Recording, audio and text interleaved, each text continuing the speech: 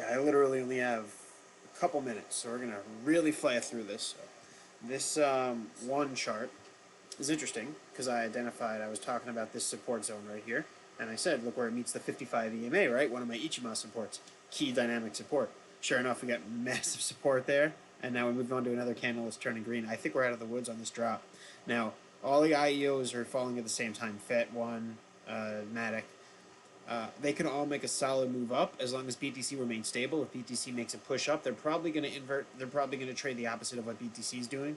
Um, so we'll see what happens with that. I was only in FET. I'm still in FET. I have an open trade on it, but I'm really close to getting stopped out on it. So if I get stopped out, I'm fine with being out. I don't like it that much anyway. It's just interesting looking at the one chart. I did an example on Twitter and just said, hey, quick exercise, everybody. Tell me if you can spot this support. A few people did.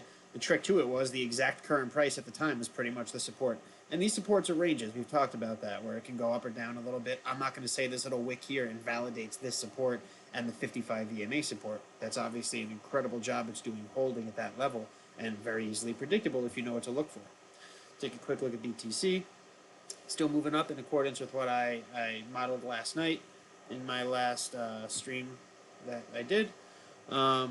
We're riding right along the EMAs here. Primary hold is the 99, but either way, we're just sort of moving along sideways with the EMAs with a little bit of an upward trajectory. We have a new trend line that you can see is a lot fainter, but still there. We're still moving to that upward with that upward trajectory. So as soon as we hit this strong support resistance right here at 93.80, it's going to be a major breakout point if we can break through that resistance. If we break through, we can run all the way up to 10K within 1 or 2 hourly candles. No problem. If we get rejected again, we might see a bigger drop. It's hard to say. Overall, my model of calling for that 10K count is obviously doing exceptionally well. Since I came up with it, let me show you. Since I first shared my 10K outlook was right here when everybody was bearish, as you guys remember, and then we started getting my wave 5 that I've been calling for, and sure enough, it's been running beautifully. In my video last night, I broke down how this is a perfect 2618 extension for wave 3, looking at wave 1 continuing to carry us up to finish out this 5-wave sequence, and overall to my 5th wave target right around 10K. Possibly a little bit before. There's some resistance in that area. But we're also seeing somewhat of a cup and handle. You can sort of see how BTC formed a bit of a cup and handle right there. If this is the breakout from there, it could be the nice injection of buying power we need to push up. In last night's video, I also broke down the possible correction scenarios. I said this looks like a running flat to me, meaning we have an A, B, C, and that C terminates slightly above where our A wave terminated. That still looks like I'm pretty on point with it. I gave another hypothetical scenario where we would have an ABC 535 zigzag. Doesn't look like that's going to come to fruition the way BTC is behaving right now. It looks like it's going to keep pushing up and test that resistance I've been waiting for. We'll see what happens. If I end up being wrong, I'm fine. I got stop losses on all my trades. I won't take that big of a hit, even if everything does take a big dive. One is still holding. Look at my Knowles trade, which has obviously been doing incredibly well. Now, this is great. Anybody who's interested in trading the way I trade and watching my work, you've heard me talk constantly and incessantly to the point of pissing you off about support and resistance, and this is why. Because the only reason I'm able to trade successfully is because I'm really good at those surgical precision entries and stop loss placement. So in this instance, my stop loss is actually further down than this, but this is the chart that I shared with the group, so this is the one we'll work off of. You can see I identified a support at 96.83. I put it a little bit below that. That support held except for this tiny wick. Remember what we just looked at with 1, right? We had a really great support here, but that wick came down slightly. Let's take a look at how far that was. That wick came down 0.7%. So imagine 0.75 to 1% is a good area to keep beyond your support, where you want to make sure your stop loss is low enough that you don't end up getting prematurely stopped out on a quick little wick like that, because that easily could have happened here. If I wasn't prepared, if I didn't have a stop loss placed so well here, this would have been a stop event. I would have gotten stopped out if I had my stop loss right at the support, right? So it's important to be able to identify those supports so you know how to place your stops and your entries and the like. We're still moving up, obviously, so we're doing really well. We have a lot of solid support here. I've been playing this conservatively. I'm at 5.7% on this example entry here, even though, like I said, I got in much earlier. So I'm going to move my stop loss up. You can see how much protection I have, top and bottom of the cloud, 55 EMA, 99 EMA. So I can move my stop loss up to my entry, making it a risk-free trade. Not literally risk-free. There are still risks out there, but this trade, I cannot take a loss. I cannot lose any money. It's literally impossible for me to lose any money on this trade. So that's it. Just run through a few of those. I still have an open link trade that's been taking forever to come to fruition. Yeah, both these charts have the same one, right? Yeah, so in this instance, you could actually see I came up with a new trade idea. We kept dipping down slightly below the 55 EMA, and I figured if we get close again to the 99 EMA, that would be an ideal entry point. So I set a buy order right here, so if it drops to 180, that buy will fill, because chances are if it comes to 180, it's going to get so much support from the bottom of the cloud of the 99 EMA. If I were to enter somewhere in this zone between 180 and 178, that could be an ideal surgical entry that can end up leading to a strong profit without ever risking more than 2%, and the 2% I'm risking have such a low probability of occurring because of the support that I have here with the dynamic 99 and the bottom of the cloud.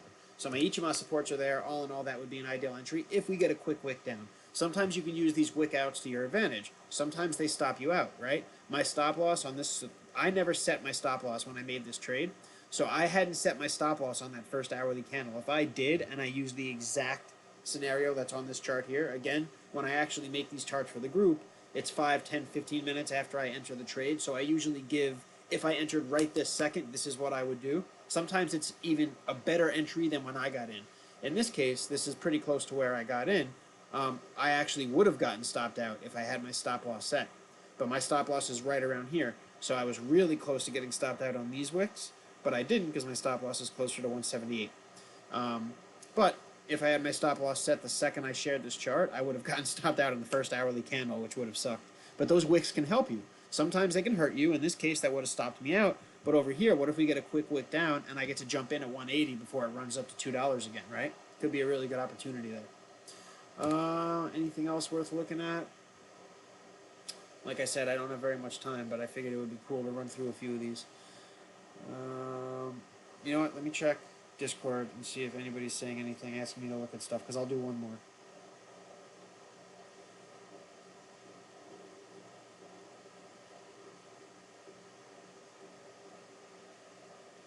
Somebody in the Discord group, give me a request. What coin should I look at? I have time for one more. ZIL it is.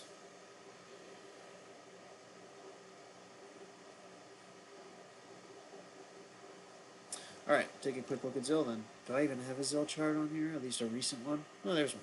I don't know if I've done any work on this lately. I don't think I have. But I don't have to because my supports are there from back here. From 2 months ago, actually. The last time I did any trades on ZIL, looks like it was in May. So I don't even think I've touched it in June yet. Look at how key some of my support and resistance has been recently, you know? Like I say all the time, leave them on the chart because 7 months later it might end up being crucial. Look at this support zone right there. That really rejected. This was a strong support area here. I never had anything lower than those supports. Right now, we're coming down. There's more support there, but it looks like it actually held and just kind of veered slightly below that last support. I would probably place a support at 2150, but it looks like it has enough support to make a move up here. This could actually be the bottom of a move. But if it does make another drop down, I don't see any substantial support. You can see how it's kind of bouncing all over the place here. I don't see anything that sticks out as a strong support that might hold us if we did drop. Right here is a decent support at the bottom of this last dip, because you can see there's a lot of support right here. Here it wasn't very relevant, but right here that was a good support area, and then it was a strong resistance over here when this was trying to break through. It's not a perfect support, but there's something to work with there. So if you're holding ZIL, I would say it's fine to hold it. I would set a stop loss somewhere down around that lower 2100 area. To make sure you don't take too much of a loss if it drops further. And then getting a zoomed out view.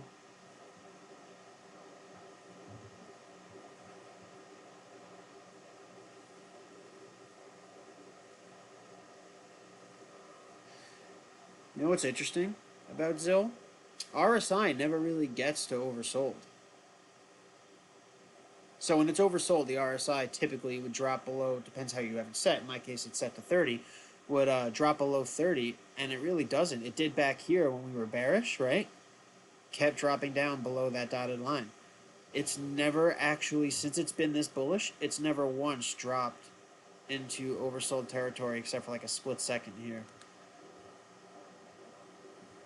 If you look really closely, you can see there are a few spots where I kind of did, but not really, right? So look, back here, constantly down below in oversold territory. And then over here, just barely dipped down a few times, which it just did again here. So let's pull back and take a look at what happens to the PA when that happens. Where are we seeing the price move? Get the RSI up a little bit. All right, so every coin behaves differently. Every pairing behaves differently. Every pairing and every exchange behaves its own way. Some coins happen to hold really well to my Ichimoku dynamics. They hit the 55 EMA and they go off and skyrocket. Sometimes they don't really hold that well at those EMAs, but when it hits the 222 EMA, it's really strong. It varies. So let's take a look and see how we can relate RSI to price action here, because I think it's interesting that we never get below 30, at least not substantially below 30. So I want to see if I can identify a trend. So when it gets down to that area, right, when it's close to being oversold, very shortly thereafter we get a nice little bump. The next time we're down at that point, we get a little bump up from there. Yeah, I'm actually really liking ZIL as a potential bottom here. Look how the RSI behaves. Right here, again, we get down. Oh, BTC made a move up. Let's see what that did.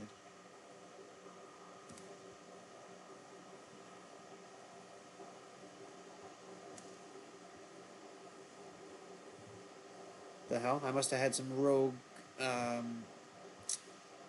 alert on one of my charts, because that's not even right. Oh, it's pushing up on Bitstamp. It's just not reflected on the Coinbase chart, unless the Coinbase chart is frozen. Fucking goddamn it! Of course it is. I've been looking at a chart from 3 hours ago. Wow, that sucks. Well, I guess that's a good thing, right? Because that means it's actually doing better than I thought. Yeah, look at that push. That's more like it. That's what we want to see. So we're getting close to 93.80, guys. This is going to be huge. If we break through that resistance, oh boy. ZIL is a good entry right here. As a matter of fact, hold on, I'm buying it from my phone.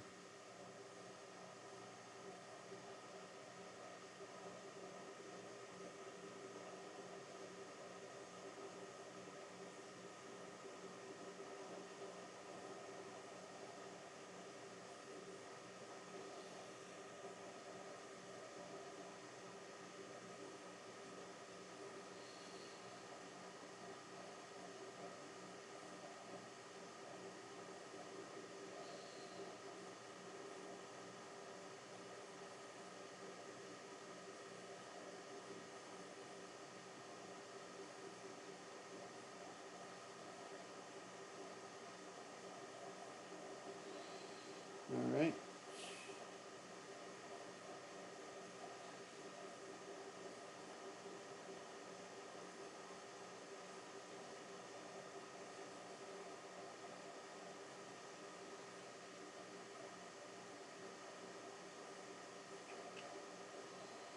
Let's see here.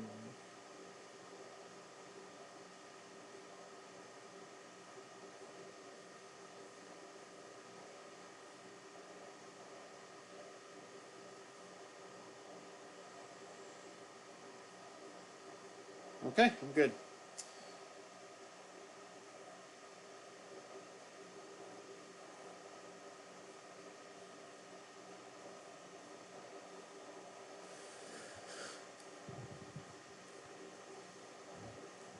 So utilizing that support.